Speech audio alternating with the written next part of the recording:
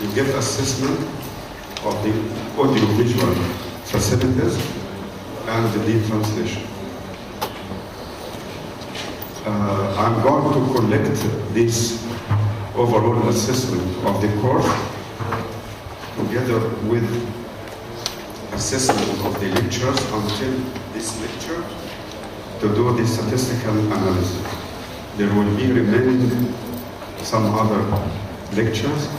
This could be collected tomorrow. Please don't forget. This is a collection of the diagnosis of upper urinary tract obstruction, and this is a review article. It was published in the British Journal of Urology International.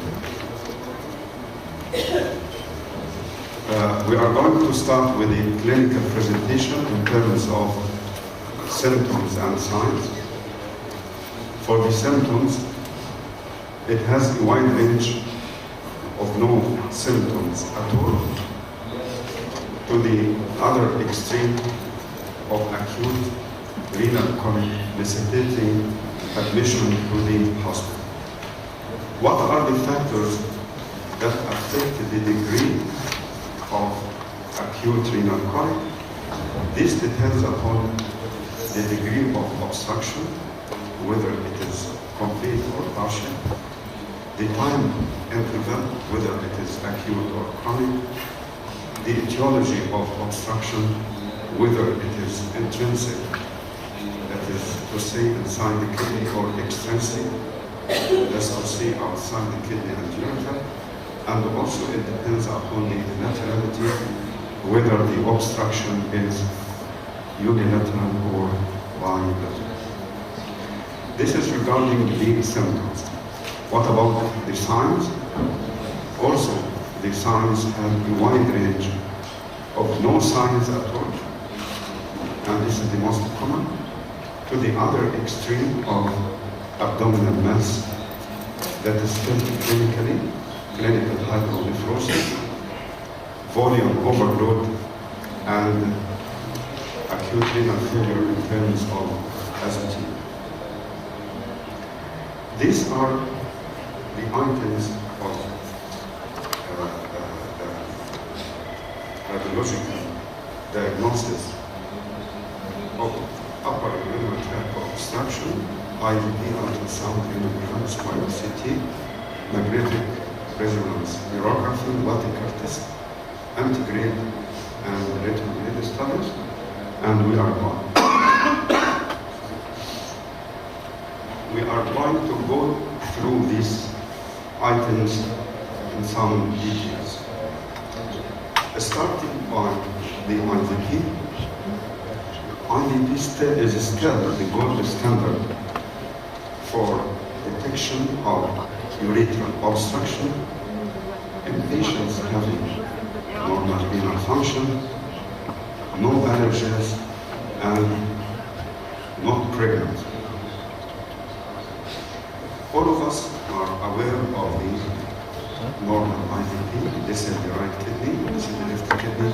These are the upper group of calyces, middle calyces, lower calyces, renal pelvis, ureter, and bladder. This is a normal IVP. What are the signs on IVP of acute obstruction?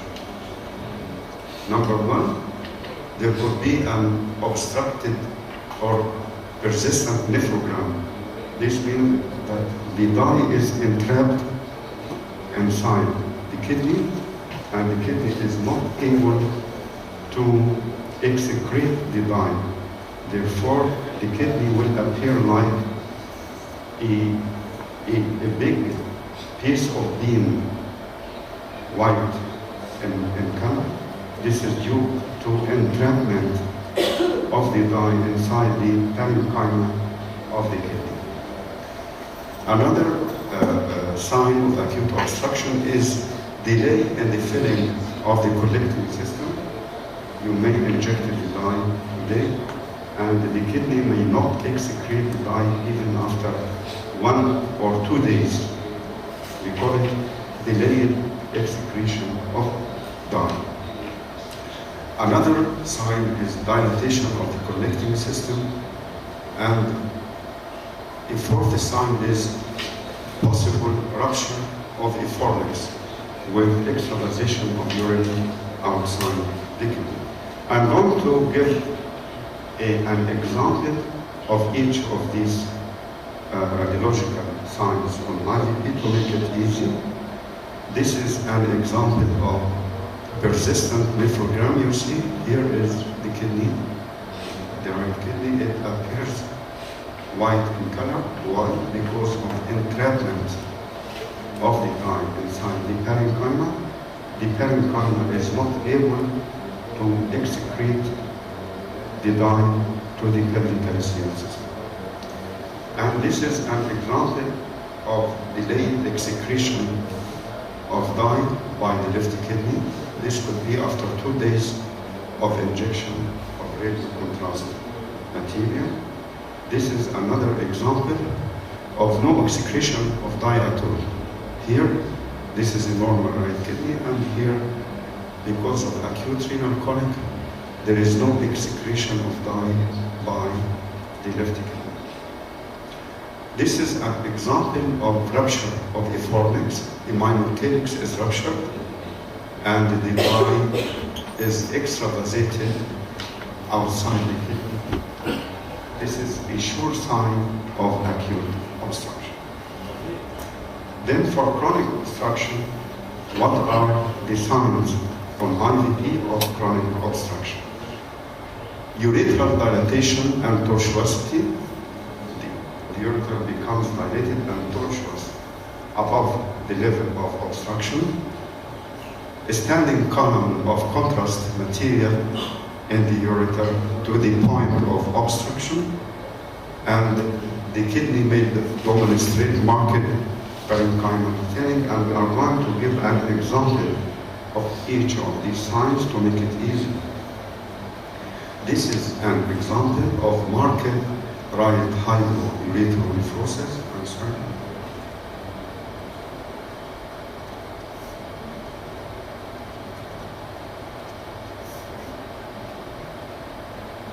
This is an example of marked hydrourethral nephrosis on the right side due to a stone here on the pelvic part of the ureter. You see here dilatation of the kidney and dilatation and tortuosity of the right ureter down to the level of obstruction. Now we finished the first item, which is the IVP. We are going to discuss the next item, which is the ultrasound. The ultrasound is very important in the diagnosis of obstructive uropathy, and there are several modalities of ultrasound to diagnose obstructive uropathy. Number one, which is the most common to work with, is the grayscale ultrasound. Then diuretic ultrasound. Diuretic ultrasound, then Doppler ultrasound. This includes renal resistant index and ureterectomy, and then combination of several items together, combined together, we call it ultrasonographic multi-value scoring system. So we are going to start with the grayscale ultrasound. This is the normal kidney. You know that the landmarks is, this is the renal capsule. Why it is bright white? Because of fat around the renal capsule. And this is the pelvic cell system. It is also bright white because of fat and because of blood vessels. And these black dots inside the white area, these are the calyces and the renal veins. And between the white of out and the white of in, this is the renal parenchyma. And in perfect or expert ultrasonographer, he can give you a picture of ultrasonography that can differentiate between the cortex and the medulla of the renal parenchyma. And here is a normal other kidney. The ultrasound, grayscale ultrasound, can visualize a stone in the calyces, in the pelvis, in the upper part of the ureter, and in the lower part, the lower end of the ureter. This area, in the middle part of the ureter, is lined by the ultrasound. Ultrasound has two elements, bone and the gas.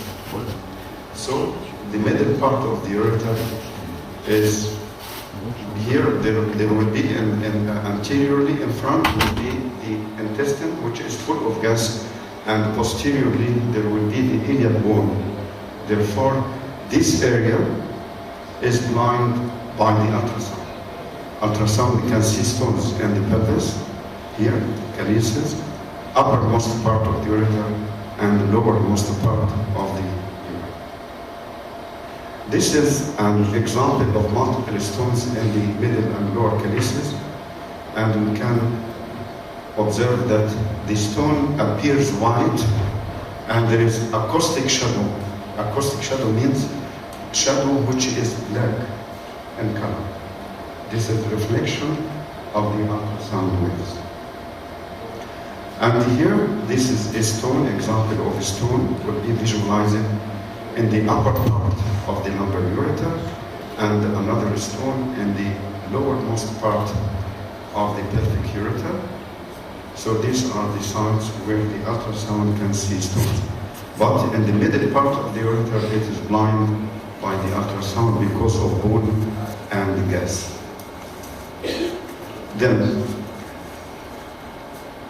the ultrasound can see the stone itself, but sometimes the ultrasound can see the effect of the stone.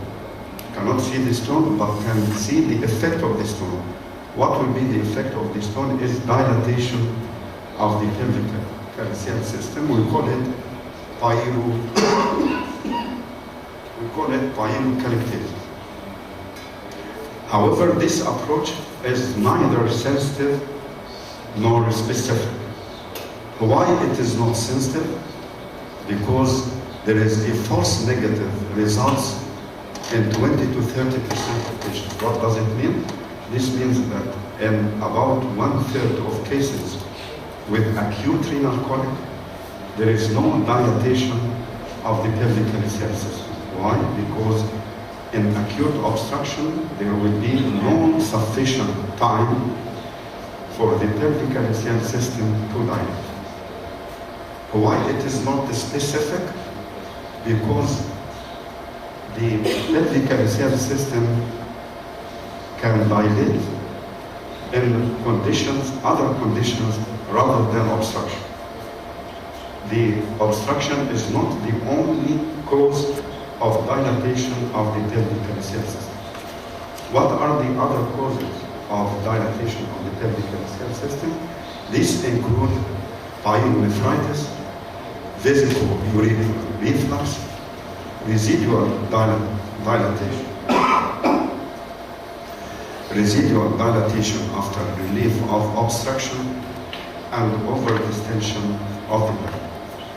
So in all of these conditions, there will be dilatation of the pelvic calyceal system, but without obstruction. So I repeat again, the approach of pyelocalyctasis or dilatation of the pelvic calyceal